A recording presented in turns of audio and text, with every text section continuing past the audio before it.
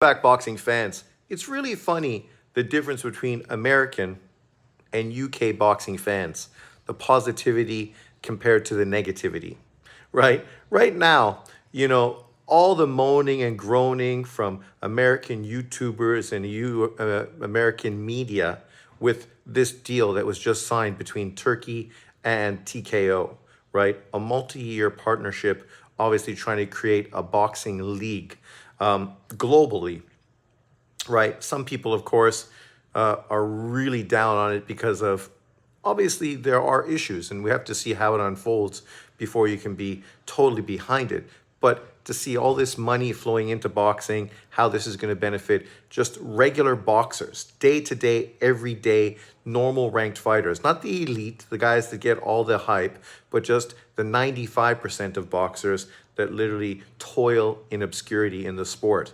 This is going to benefit them probably more than people want to sort of give credit to. But then you have the UK, and of course, they're all over it, right? With a far more positive and hopeful mentality. And this is consistently the difference between American boxing fans and UK boxing fans. This whole pro the sport mentality, as opposed to the American boxing fans, which are pro race narratives, right? With America, it's always a fucking drama show, right? You see that with the whole political situation as well right now. And then you look at the UK and it's completely different. They've embraced Turkey and Saudi Arabia. Obviously, Saudi Arabia's sort of put a lot of their energy towards the UK market, not so much the American market. One reason because it's a similar time frame, so you're going to put fights on at the same time, and it's going to obviously be easy for UK fans to watch and enjoy, as opposed to Americans that are on the other side of the pond and are going to have to sort of change their typical sort of way of watching boxing. I live in Taiwan, so my typical way of watching boxing is fucking heads over tails. It's definitely not what I would prefer, but it is what it is.